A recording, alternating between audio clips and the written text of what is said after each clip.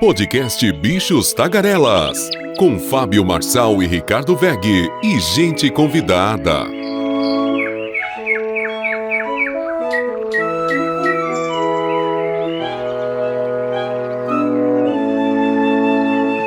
E vamos às manchetes do Bichos Tagarelas desta segunda-feira, dia 19 de fevereiro de 2024. Como está correndo esse ano? Não sei se é impressão minha, mas você poderia dizer o ano está correndo ou está mais lento para você? E vamos às manchetes. Israel convoca embaixador do Brasil após fala de Lula. Exército apresenta estudo para defender veto a mulheres. Com menos chuvas, hidrelétricas poderão chegar à metade do nível em abril, diz ONS. E o que significa isso? Significa que a energia vai aumentar. ONU pede investigação credível sobre morte do opositor russo Alexei Navalny. Guterres alerta para o aumento de ameaças existenciais em meio à ordem global disfuncional. Destaques internacionais, as notinhas das araras. O nosso correspondente nos Estados Unidos, Carlos Kaminski. Vamos começar a trabalhar. Ótima semana para todos. Podcast Bichos Tagarelas. E as declarações do presidente Lula na África continuam e vão continuar repercutindo esta semana. Lula deu declaração sobre Israel após comentar outra fala anunciando doações para a Agência de Refugiados Palestinos da ONU. A primeira declaração também gerou polêmica e fez com que o Partido Novo abrisse uma queixa-crime contra o presidente na Procuradoria-Geral da República. A declaração do presidente, o presidente afirmou que o que está acontecendo na faixa de Gaza com o povo palestino não existiu em nenhum outro momento histórico. Aliás, existiu quando Hitler decidiu matar os judeus. A repercussão foi imediata da comparação do presidente Lula entre os atos de Israel em Gaza e a Alemanha nazista. E o primeiro-ministro Benjamin Netanyahu afirmou no domingo que a comparação de Lula entre Israel e o Holocausto nazista e a Hitler ultrapassou uma linha vermelha. O governo de Israel ainda anunciou que irá deve convocar hoje, o embaixador do Brasil em Tel Aviv para explicar e para uma reprimenda. Trata-se de um ato que, no jargão diplomático, representa uma sinalização clara de insatisfação e de alerta. Os comentários do presidente brasileiro são vergonhosos e graves, afirmou o chanceler de Israel, Katz. Então, essa declaração do presidente, obviamente que vai continuar repercutindo no mundo inteiro, né? E essa comparação da ação de Israel em Gaza com o Holocausto. Então vamos ver qual é os próximos capítulos. O que vai na prática agir já rapidamente será a diplomacia brasileira, que é considerada uma das melhores do mundo. Então o presidente Lula, o que restaria? Ele pedir desculpa para Israel. São duas opções: pedir desculpa para Israel, não pedir desculpas, e a chancelaria nossa, o nosso Itamaraty, né, tentaria resolver mais essa crise agora com o governo de Israel. Vamos ver os próximos capítulos. Podcast Bichos Tagarelas. E vamos aos destaques da ONU. ONU pede investigação credível sobre morte de opositor russo Alexei Navalny. O escritório da ONU para os Direitos Humanos disse que a notícia da morte do líder político Alexei Navalny, da oposição russa, causa consternação. Segundo agências de notícias, ele morreu na prisão onde cumpria pena. O opositor, de 47 anos, havia sido envenenado com um agente nervoso químico na Alemanha em 2020. Ao retornar à Rússia, ele foi preso por várias acusações que disse terem sido motivadas politicamente. Em nota emitida em Genebra, o Escritório de Direitos Humanos da ONU afirmou que já expressou sérias preocupações relacionadas às acusações contra Navalny e com as várias detenções que sofreu, que aparentemente seriam arbitrárias. Em agosto passado, o alto comissário Volker Turk destacou que a última sentença de 19 anos levanta questões sobre o assédio judicial e a instrumentalização do sistema judiciário para fins políticos na Rússia e apelou pela libertação de Navalny. O comunicado destaca que é dever de um Estado proteger a vida de pessoas em privação de liberdade.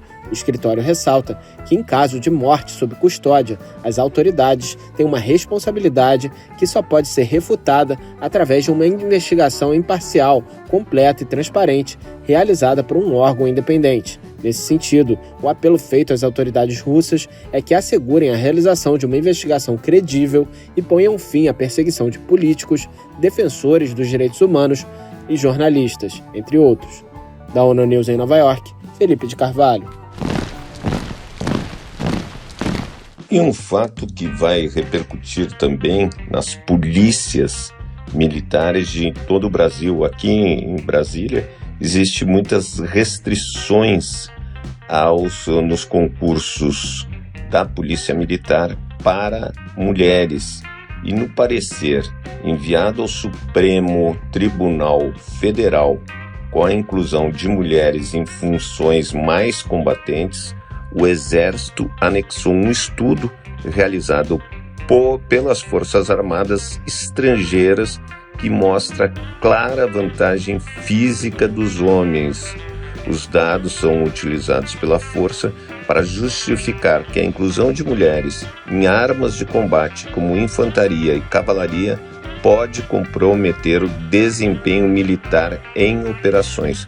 O estudo citado pelo Exército analisou o desempenho de homens e mulheres em 5 exercícios diferentes.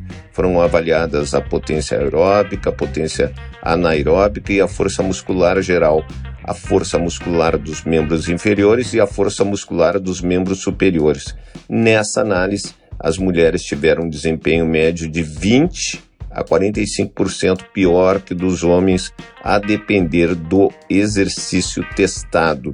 A Força ainda realizou um estudo próprio para analisar as condições físicas dos homens e mulheres que entraram na Escola Preparatória de Cadetes, a entrada da AMAN, que é a Academia Militar das Agulhas Negras.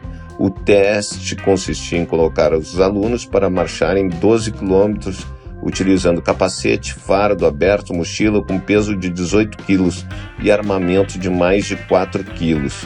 A conclusão do estudo que foi realizado em 2020 foi de que a relação de aptidão muscular houve um decréscimo da força isométrica máxima dos membros inferiores, que possui forte relação com a integridade e a massa óssea, influenciando no risco de lesão, especialmente para os militares do sexo feminino na linha de ensino militar bélica em 2017. O Exército apresentou os dados dos estudos para defender que a participação feminina nas armas combatentes seja avaliada a longo prazo, diferentemente da Procuradoria-Geral da República, que pede em ação no STF. A subprocuradora Eliseta Ramos afirma que a proibição de mulheres entrarem em determinadas carreiras das Forças Armadas é discriminatória. Isso aí ainda você não tenha dúvida que esse tema é polêmico e vai se tornar um dos problemas aí para o Supremo. Vai acabar na mão do Supremo Tribunal Federal decidir se as mulheres podem ou não, nas linhas combatentes, estarem num primeiro momento no Exército, mas obviamente que as brigadas militares vão utilizar esse argumento se for vencedora a tese do Exército Brasileiro. Podcast Bichos Tagarelas. E vamos aos destaques da ONU. Guterres alerta para o aumento de ameaças existenciais em meio à ordem global disfuncional. O mundo enfrenta 3 ameaças existenciais em meio a uma ordem global que não funciona para ninguém. Essa foi a avaliação do secretário-geral da ONU ao abordar as ameaças impostas pelos armamentos nucleares, pela crise climática e pela inteligência artificial desgovernada. Ao discursar na Conferência de Segurança de Munique, Antônio Guterres disse que o mundo passa pela maior fragmentação vista nos últimos 75 anos e que, em alguns sentidos, a era da Guerra Fria era menos perigosa. Para o líder da ONU, a transição para a multipolaridade sem instituições globais fortes pode gerar o caos, pois quando as relações de poder são vagas, os riscos de oportunismo agressivo e erro de cálculo crescem. O secretário-geral afirmou que se os países cumprissem as obrigações contidas na Carta das Nações Unidas, todas as pessoas na Terra viveriam em paz e com dignidade, mas os governos estão ignorando esses compromissos, disse ele. Como consequência, Guterres destacou que milhões de civis estão pagando um preço terrível e que o mundo registra números recordes de pessoas forçadas a fugir de suas casas. Sobre os principais conflitos atuais, o chefe das Nações Unidas afirmou que a situação em Gaza é um atestado do impasse nas relações globais, marcada por um nível de morte e destruição chocante e pelo transbordamento da guerra na região, gerando impactos no comércio global.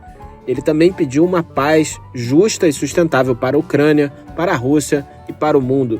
Uma paz em conformidade com a Carta das Nações Unidas e o direito internacional, que estabelece a obrigação de respeitar a integridade territorial dos Estados soberanos. Guterres ressaltou que em todo o mundo, do Sahel à Líbia e ao Sudão, dos Grandes Lagos ao Chifre da África, do Iêmen a Mianmar, são necessários esforços das potências regionais e globais para pressionar as partes envolvidas em conflitos para que busquem a paz por meio de negociações. Da ONU News em Nova York, Felipe de Carvalho. Podcast Bichos Tagarelas. Um fato interessante que me chamou a atenção a manchete que com menos chuvas hidrelétricas poderão chegar à metade do nível em abril. Eu estava vendo, choveu aqui, nunca choveu tanto na capital federal. Eu não sei, vocês poderiam dizer se choveu muito ou se choveu pouco na sua cidade, mas o operador nacional do sistema, a ONS, ligou o sinal de alerta para este ano depois do pior janeiro de chuvas da série histórica, com menor incidência do que era esperado, de chuva. Os recordes de demanda de energia também, por causa do calor acima da média. O diretor-geral do órgão, Luiz Carlos Sioshi, estima que os reservatórios das hidrelétricas devem chegar pela metade ao período seco, normalmente a partir de abril. O cenário é bem diferente do que ocorreu em 2023, quando a armazenagem de água nos reservatórios em abril estava em quase 90% do total. Desde o final de 2023, algumas usinas térmicas já estão sendo acionadas para atender os horários de maior consumo, disse Sioshi ao jornal Estado de São Paulo. Se as projeções se confirmarem, o país poderá ter em 2024 um custo maior com energia elétrica devido ao maior uso das usinas térmicas. Então, as previsões para fevereiro e março também são ruins, apesar das hidrelétricas ainda registrarem bons níveis de armazenagem de água em torno de 60%, o que é bastante razoável. Segundo o executivo, o consumo vem aumentando em novembro, ultrapassou pela primeira vez os 100 mil megawatts, subindo para 101 mil megawatts em fevereiro. Segundo o CIOSH, estudos da empresa de pesquisa energética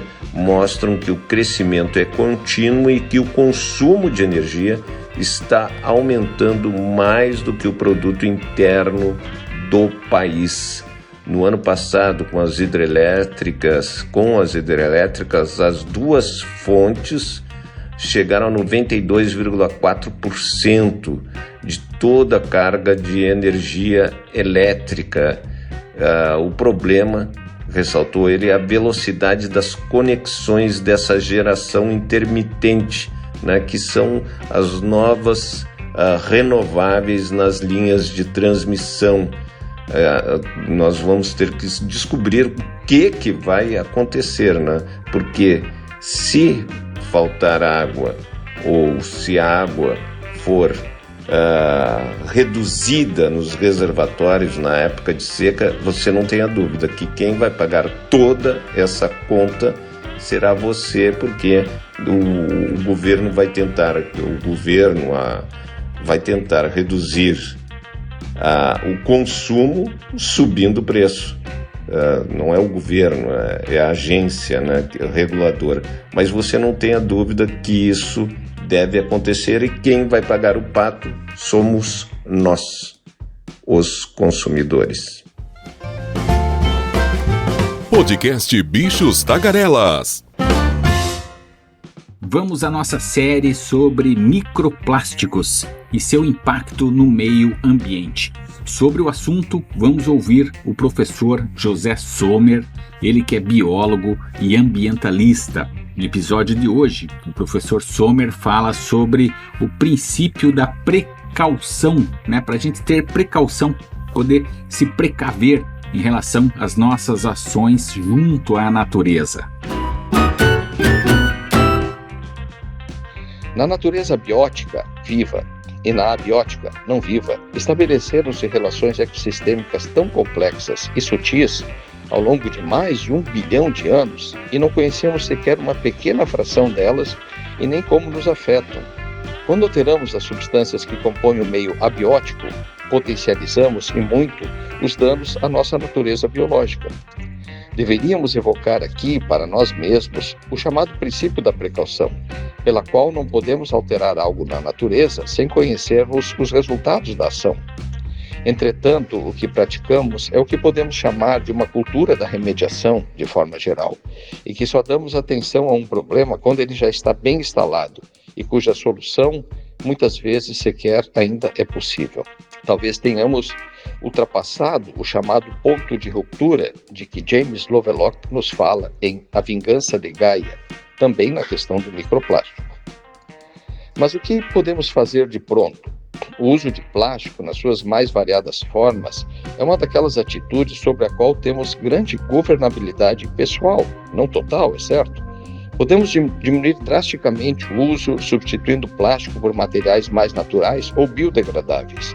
Cuidar do que bebemos e comemos pode nos ajudar, mas certamente usar e descartar menos plástico fará bem para nós e para o meio ambiente.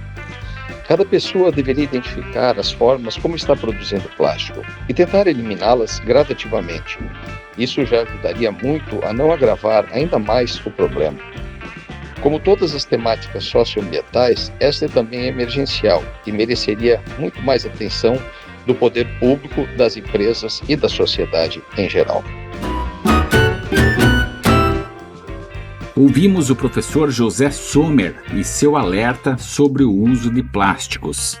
Ficaram nesta série vários ensinamentos, em especial que todos nós, sem exceção, devemos cuidar do meio ambiente, em especial da reciclagem do lixo.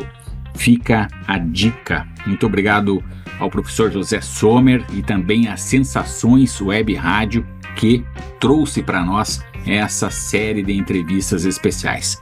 Vamos lá, então resta a nós, como já dissemos, durante toda a série, cuidar do meio ambiente. E vamos às notinhas das araras. E o Banco Central divulga nesta segunda-feira a prévia do PIB de dezembro e de 2023. A Fiesp realiza reunião do Conselho Superior do Mercado Financeiro fechado nos Estados Unidos devido ao Dia do Presidente. Senado deve votar PL que limita as saidinhas na terça-feira. Líderes partidários debatem vetos de Lula. Márcio França participa de almoço na FPE. Na quarta-feira, o Antony Blinken, o secretário americano, se reúne com Lula em Brasília. O G20 realiza o primeiro dia de reunião dos ministros de Relações Exteriores. Trump e Milley discursam em conferência conservadora nos Estados Unidos. Federal Reserve divulga a ata em reunião de 30 a 31 de janeiro. Na quinta-feira, o Flávio Dino toma posse como ministro do Supremo Tribunal Federal. Ricardo Capelli toma posse como presidente da ABDI. G20 realiza o segundo dia de reunião dos ministros de Relações Exteriores. E na sexta-feira, finalmente, a ANEEL divulga a bandeira tarifária de março. Conforme a bandeira, essa bandeira aqui vai subir a conta de luz de todos os brasileiros. E a Assembleia Geral da ONU discute a guerra na Ucrânia. A guerra na Ucrânia completou 2 anos e é uma guerra que, neste momento, está faltando armamento para a defesa da Ucrânia. É o momento mais grave ali que passa a Ucrânia. E é bom colocar, então, que integrantes da Comissão Mista de Orçamento devem se reunir amanhã, às 10 horas, para discutir os vetos do presidente Lula ao orçamento. O principal trecho a ser discutido, é o que eu me esqueci de falar, é o corte de 5 bilhões e 600 milhões de reais em emendas de comissão. Pagamento não impositivo. O que é pagamento não impositivo? É que o governo paga se quiser, ao contrário das emendas individuais dos parlamentares, que é impositiva. O governo tem que pagar. Então, vamos começando essa semana com essas notas das araras. E agora, o nosso correspondente nos Estados Unidos, Carlos Kaminski, com seu destaque imperdível. Vamos ouvi-lo.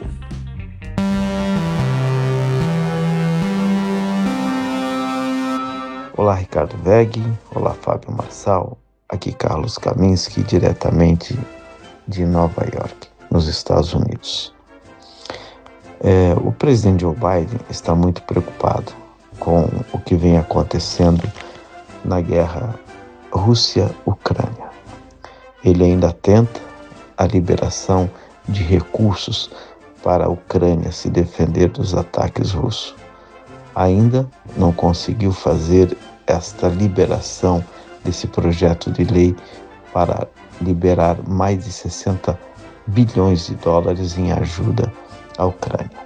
E enquanto isso, ninguém sabe o que esperar das ações de Vladimir Putin, principalmente depois do que aconteceu com o principal líder de oposição na Rússia, Alexei Navalny, que acabou morrendo em uma das prisões na Rússia.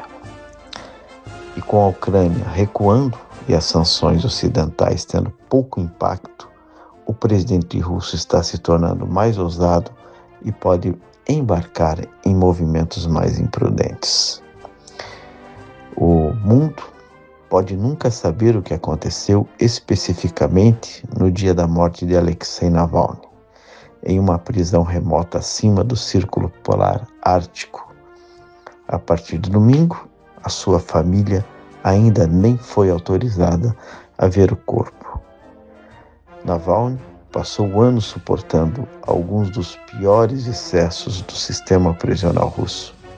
As colônias penais do país são notórias por suas condições sombrias e o líder da oposição foi esprenhado por tratamento particularmente cruel. Quaisquer que sejam as circunstâncias de sua morte, os anos de maus tratos apoiam a visão generalizada de seus apoiadores de que o Kremlin é o responsável pela morte de Alexei Navalny. Acontece que líderes mundiais também comentaram sobre esse assunto. Por exemplo, o presidente Joe Biden disse: não se engane, Putin é responsável pela morte de Navalny. Putin é o responsável. Acontece que, com a morte de Navalny, Vladimir Putin infligiu um golpe devastador à já suprimida oposição no país. E o seu controle sobre a política doméstica agora parece total. Após as eleições do próximo mês, ele será coroado por mais 6 anos como presidente, e seu mandato pode superar até mesmo o do ditador soviético Joseph Stalin.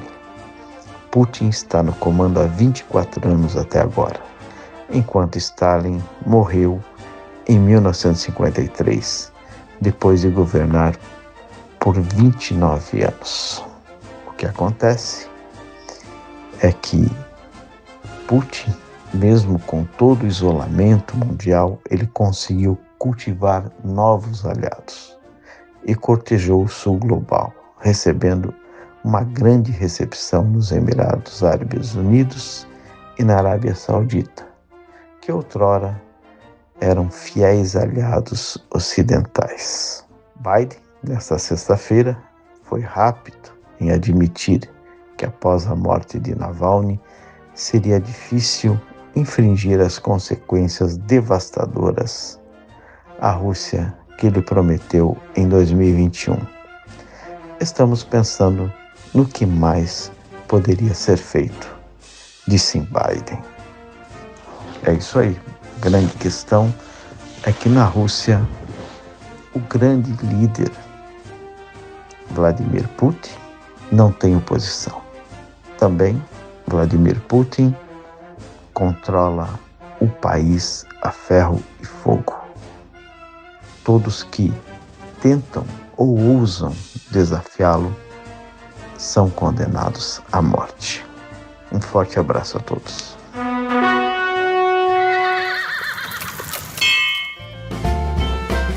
Internacional.